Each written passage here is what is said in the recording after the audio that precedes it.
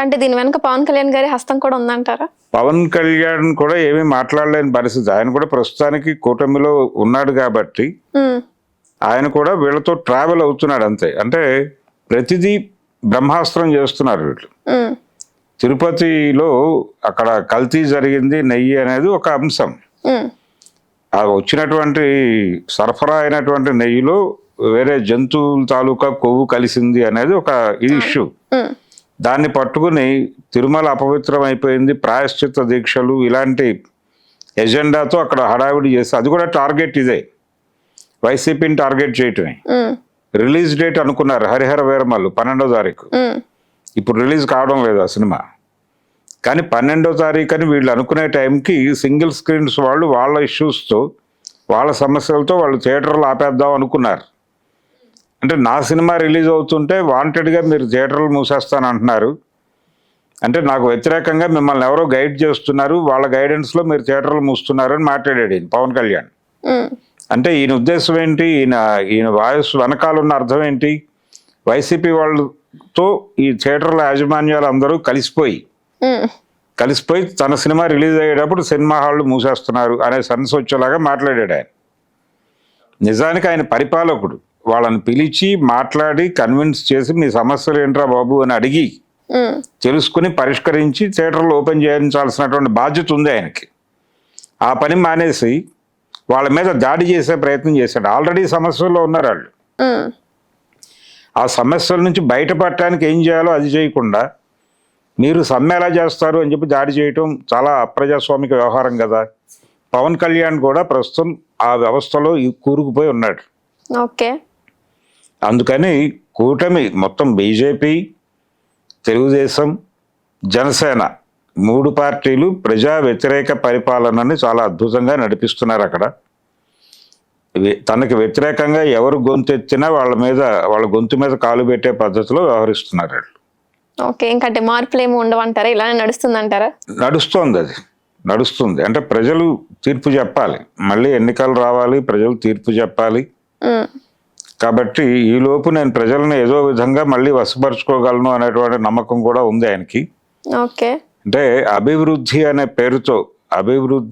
పేరుతో ఒక 5-6 కార్పొరేట్ కంపెనీలను తీసుకొచ్చి ఆ అమరావతి ఏరియాలో ఆయన కొన్ని ఫ్యాక్టరీలు ఇవి పెట్టించి దాన్ని అభివృద్ధి నమూనాగా చూపించి ఆ చాటున ఈ భూములన్నీ కూడా కార్పొరేట్లకి కట్టబెట్టడం, ప్రజల భూముల్ని కార్పొరేట్లకి కట్టబెట్టడం అనే ఒక కార్యక్రమాన్ని విజయవంతంగా నిర్వహిస్తున్నాడు. ఇదంతా తన క్రెడిట్గా రేపు చెప్పుకొని మళ్ళీ గెలవాలనేది ఆయన ఆలోచన. చూడాలి, అంటే ప్రజలు మేలుకుంటే ఆయన చేస్తున్నటువంటి టక్కు టమార గజకర్ణ గోకర్ణ విద్యలన్నీ ప్రజలకు అర్థం చేయించడం కోసం ఒక ప్రయత్నం జరగాల్సి ఉంది. పౌర సమాజం మేలుకునే పద్ధతిలో ఒక కార్యక్రమం జరగాల్సి ఉంది. కనీసం వామపక్షాలైనా ఆ కార్యక్రమాన్ని నిర్వహిస్తాయేమో అని ఆశ. చూడాలి ఎంతవరకు ముందుకెళ్తుంది అనేది. ఈ సంవత్సరం అయితే ఆయన సాధించింది ఏమీ లేదు. ఆయన రెడ్ బుక్ రాజ్యాంగం అనే పేరుతో అరెస్టులు చేశాడు, చాలామంది మీద కేసులు పెట్టగలిగాడు. అలాగే తను ఇచ్చినటువంటి హామీలు ఎందుకు అమలు చేయలేకపోతున్నది ప్రజలకి చాలా బాధపడుతూ చెప్పాడు, అమలు మాత్రం చేయలేదు. అలాగే అప్పటికే అమలు జరుగుతున్నటువంటి వ్యవహారాలన్నింటినీ పక్కకి గెంటేశాడు, వాలంటీర్ వ్యవస్థను రద్దు చేశాడు. ఇక ప్రైవేటు విద్యని ప్రోత్సహించడానికి రకరకాల ప్రయత్నాలు చేస్తున్నాడు. అలాగే ఫీజు రీఎంబర్స్మెంట్ ఇలాంటి హామీలు కూడా ఆయన ఎన్నికల టైంలో చాలా అగ్రెసివ్గా మాట్లాడాడు, కానీ అధికారంలోకి వచ్చాక దాన్ని అమలు చేయటం అనేది ప్రాపర్గా జరగటం లేదు. ఆరోగ్యశ్రీ లాంటి పథకాలు కూడా ప్రాపర్గా అమలు జరగటం లేదు. ఆ ఏరియాలో కూడా వ్యాక్యూమ్ ఉంది అక్కడ. ఇటువంటి పరిపాలన ఆయన నడుపుకుంటూ వెళ్ళిపోతున్నాడు హాయిగా. అంటే జనాలు అంత పిచ్చోళ్ళు అంటున్నారా? బ్రాండింగ్ అంటే అదే, ప్రజలలో చెప్పగా నమ్మకం స్థిరపడుతుంది అనేటువంటి ఒక నమ్మకం ఉంది ఆయనకి.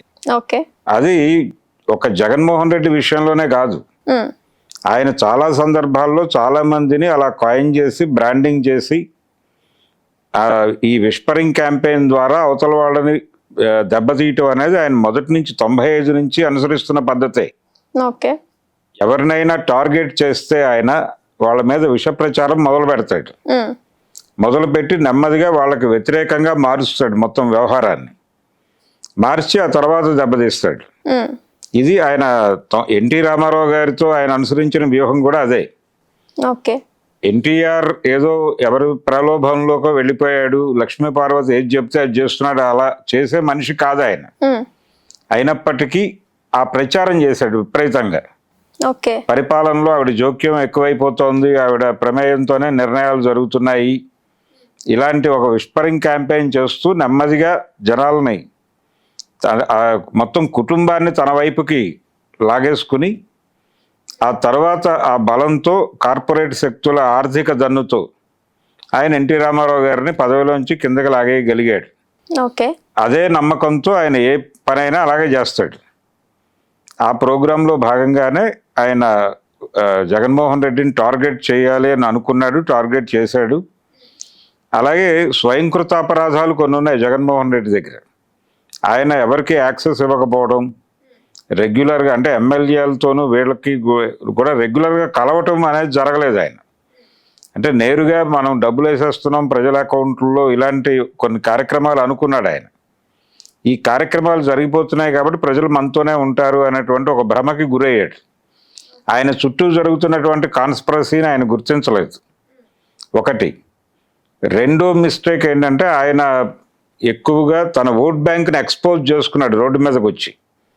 అంటే నా ఎస్సీ నా బీసీ ఇలా మాట్లాడుతూ వచ్చాడు ఆయన. అంటే నేను ఈ ఓటర్లందరినీ సెక్యూర్ చేశాను నా సంక్షేమ పథకాల ద్వారా అనేది లీక్ చేసేసుకున్నాడు ఆయనే. ఆయన ఓట్ బ్యాంక్ని ఆయనే రోడ్డు మీద పెట్టాడు. ఆ ఓట్ బ్యాంక్ని ఎలా లాక్కోవాలో స్కీమ్ ఆయన రచించాడు చంద్రబాబు. అలా లాస్ట్ ఇయర్ వచ్చినటువంటి ఫలితాలు ఆయనకు అనుకూలంగా రావటానికి ఇవన్నీ సహకరించినాయి. వీటితో పాటు ఈవీఎం మేనేజ్మెంట్ కూడా జరిగింది. ఓకే. ఈవీఎం మేనేజ్మెంట్ జరిగింది అనేది చాలా నిర్ణయం, అంటే జరిగిందా లేదా అనేటువంటి సందేహానికి తావులేని విధంగా అవి జరిగింది అని కూడా నిర్ధారణలు వచ్చినాయి ఈ మధ్య కాలంలోనే. ఈవీఎం అనేది ఈజీగా హ్యాక్ చేయవచ్చు, హాయిగా గెలుపు సాధించడానికి దాన్ని వినియోగించుకోవడానికి అవకాశాలు ఉన్నాయి అని ప్రూవ్ అయిపోయింది. ప్రూవ్ అయిపోయిన సందర్భంగా గత ఎన్నికల్లో పర్టికులర్గా ఒరిస్సాలోనూ ఇక్కడ వాడారు దీన్ని అనేది అందరికీ తెలిసిన విషయమే. కొన్ని ఏరియాల్లో వాడారు. అంటే యాంత్రిక విజయం అనుకోవాలి, తాంత్రిక విజయం. నేను ఇందాక దాకా చెప్పిన ఈ విస్పరింగ్ క్యాంపెయిన్ ఇదంతా తాంత్రికం. అంటే యంత్రాలని కూడా తనకు అనుకూలంగా మలుచుకుని సాధించిన విజయం కాబట్టి యాంత్రిక విజయం అని కూడా అనాలి దాన్ని. అంటే తాంత్రికత యాంత్రికత రెండు మిక్స్ చేసి విజయం సాధించాడు ఆయన. జూన్ 4వ తారీఖు లాస్ట్ ఇయర్ గెలిచాడు చంద్రబాబు. గెలుపు సాధించడం టార్గెట్ అది అయిపోయింది. అది అయిపోయిన తర్వాత ఆయన తరహా పరిపాలనే నడుస్తోంది ఇప్పుడు. ఓకే. ఆయన తరహా పరిపాలన ఏమిటో మనం చూసాం. మనం అమరావతి ప్రాంతంలో దాదాపు 35,000 ఎకరాలు గతంలో ఆయన ల్యాండ్ పూలింగ్ పేరుతో తీసుకున్నాడు జనాల దగ్గర నుంచి. దాని సెకండ్ ఫేజ్లో ఇంకో 40,000 ఎకరాలు కావాలి అని చెప్పి మొన్న ఆ కార్యక్రమం కూడా శ్రీకారం చుట్టాడు. అది నడుస్తోంది ఇప్పుడు. అంటే ఇంత భూమి ఏం చేస్తాడు ఈయన అనేది ఒక ప్రశ్న. అమరావతిని నేను కంప్లీట్ చేస్తాను అని చెప్తున్నాడు ఆయన. అమరావతి కంప్లీట్ చేయడానికి 35 సంవత్సరాలు పడుతుందని ఆయనే చెప్పాడు.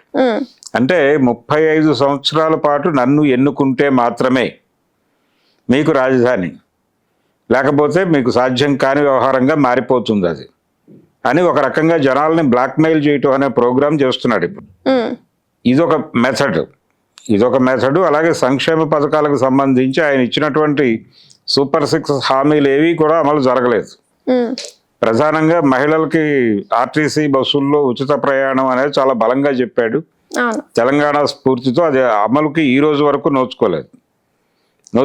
ఫైనల్గా రీసెంట్గా ఒక మాట చెప్పాడు. అంటే జిల్లా వరకు పరిమితం అన్నాడు ఆయన.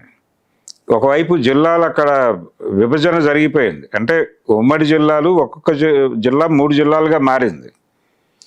అంటే పక్క జిల్లాకి వెళ్ళాలంటే మళ్ళీ టికెట్ కొనుక్కోవాలి. దానివల్ల ఏమిటి ప్రయోజనం మాకు అంటున్నారు జనాలు. అది ఇంకా అమలు జరగలేదు, కానీ అమలుకు ముందే తూట్లు పొడి చేయటం అనే కార్యక్రమం చేశాడు ఆయన. ఇలా ప్రతిదీ అమలుకు ముందే తూట్లు పొడి చేయటం అనేది ఆయనకు మొదటి నుంచి ఉన్న అలవాటే. ఎన్టీ రామారావు గారు మద్యపాన నిషేధం, సంపూర్ణ మద్యపాన నిషేధం అని చెప్పి అమలు చేశాడు. చంద్రబాబు నాయుడు ఎన్టీఆర్ నుంచి పదవి లాక్కున్న మరుక్షణం పాక్షికంగా మద్యపాన నిషేధం, అంటే తక్కువ షాపులతో మద్యాన్ని నమ్ముతాము, అంటే అవైలబిలిటీ తగ్గిస్తాము అని చెప్పి ఒకేసారి ఇలా రద్దు చేయటం కరెక్ట్ కాదు. ప్రజల మీద వాళ్ళ ఆరోగ్యాల మీద ప్రభావం చూపిస్తుంది. కాబట్టి నేను లిమిటెడ్ షాపులతో మొదలు పెడతాను అని చెప్పి నెమ్మదిగా దాన్ని మధ్యాంధ్రప్రదేశ్గా మార్చేశాడు ఆయన. అంటే దేన్నైనా ఆయన తూట్లు పొడి చేయగలడు. అదే పద్ధతిలో జగన్మోహన్ రెడ్డి టైంలో అమలైనటువంటి సంక్షేమ పథకాలన్నింటినీ కూడా నీరు గార్చాడు. ప్రభుత్వ స్కూళ్ళని నిలబెట్టడం కోసం జగన్మోహన్ రెడ్డి చేసిన కార్యక్రమాలు కూడా ఆపారు. కానీ ఒకదానికి మాత్రం భయపడుతున్నారు, ఇంగ్లీష్ మీడియం బోధన అనేది తీసేయాలి అనేటువంటి ఆలోచన చేశారు. కానీ అది తీసేస్తే ప్రజల నుంచి మరీ వ్యతిరేకత వస్తుంది అనే ఉద్దేశంతో దాన్ని హోల్డ్ చేశాడు ప్రస్తుతం. Okay sir, thank you. Hello, Telugu రాజ్యం ఛానల్ చూస్తున్నారా? సామాజిక రాజకీయ జీవన చిత్రణే తెలుగు రాజ్యం. అతిశయోక్తులు అసత్యాలు ఉండవు. రాజకీయ కోణం కాదు, ప్రజా కోణమే కొలబద్ద. తెలుగు రాజ్యం వీక్షణ మీ ఉత్తమ అభిరుచికి నిదర్శనం.